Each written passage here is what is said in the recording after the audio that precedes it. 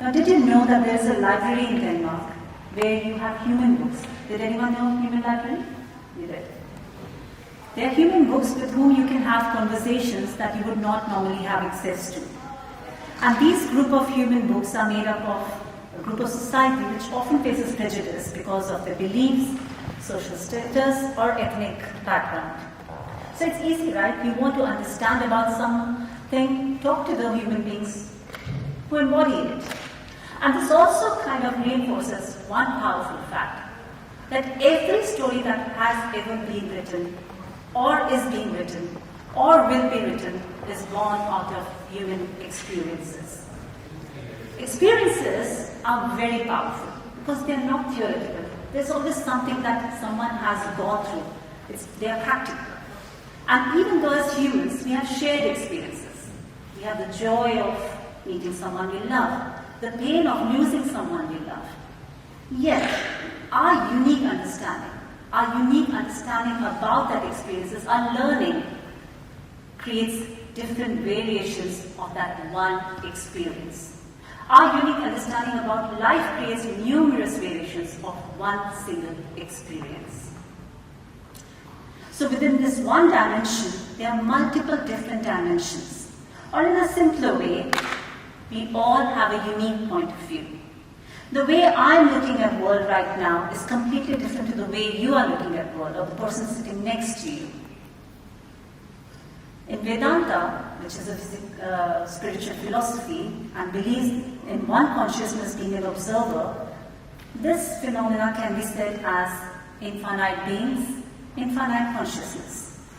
In quantum physics, this is called as many minds, as many worlds. I have added my variation because I'm a writer. As many worlds, as many words. Because words are these golden threads that connect us, that help us share our experiences with each other. Words are powerful. Words are energy orbs that have transformative power, not just to inspire someone within one domain, but also inspire someone from centuries away. And here I want to share a very personal story with all of you. About 9 months back, I started writing my second book. I wanted to write a self-help book, which I usually do, about opening infinite possibilities, about sharing concepts that open infinite possibilities, and within those techniques, I in a very subtle way mention my mystic experiences. Now usually I'm a very spontaneous writer. I write a column and I know how to write in a very short time frame. But this time I was facing a block. There was a wall that was there and somehow I was not able to write. Now has anyone of you experienced something like this, where you have a question or you have a dilemma and sometimes the inspiration comes from a song or a book or a friend? Anyone experienced that? Say, that yes.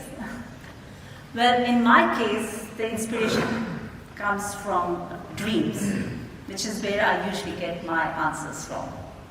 So one night I had this dream where I saw a book cover and I saw the title, Let the Fish Fly. Now I would have just let it pass as a dream, but what was strange was that there was my name written under that title, which was a clear indication that this is the title for my next book. And I thought that, universe has given me the energy that I need to write the second book. But it still did not happen. I was still not able to write. So a couple of weeks later, while browsing through a book, I came across these lines. The little fish wants to fly from its enemies in the water. How does it do so? By evolving wings and becoming a bird. The fish did not change the water or the air. The change was in itself. These words were said by Swami Vivekananda, an Indian monk and philosopher, in a lecture that he delivered in 1896. His words were later published in a book, The Complete Works of Swami Vivekananda, in 1947. This is 2023. What are the words?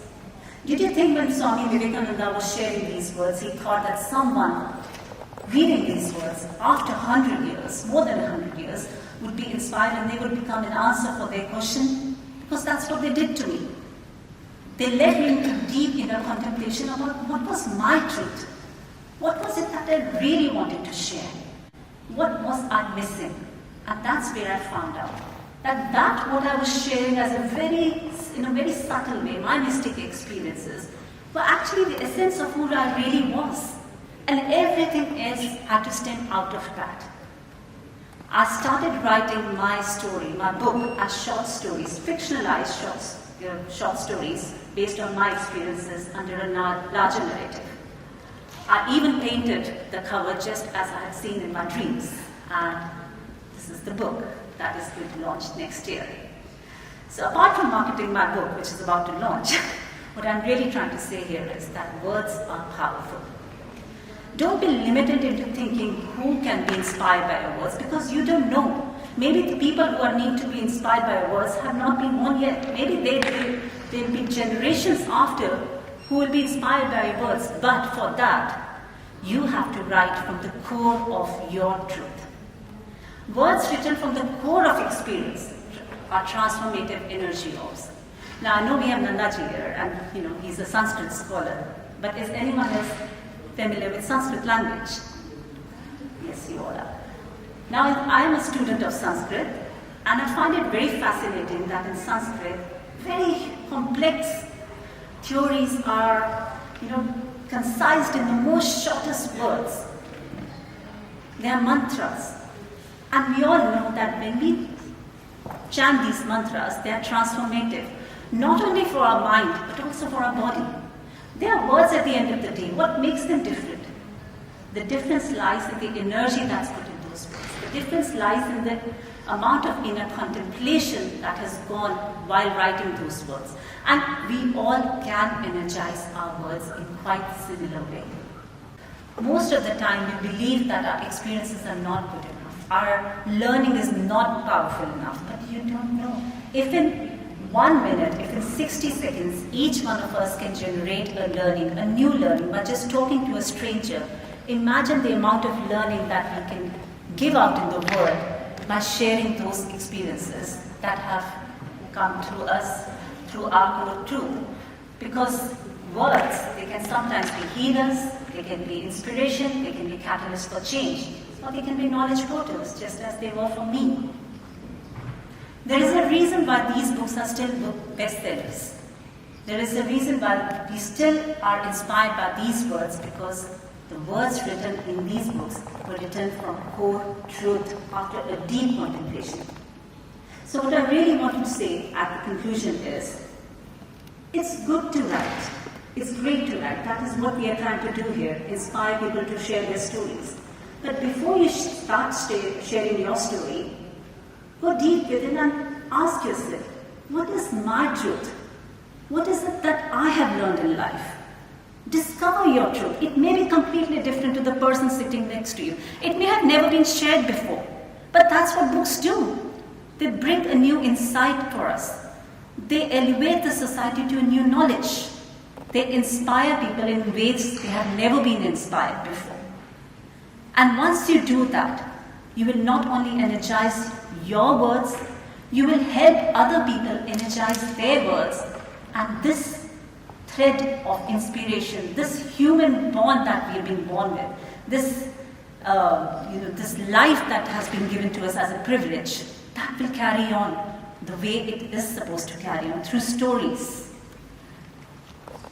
And I want to end by reminding you that the most powerful content that you can write in your story is your unique understanding of the world.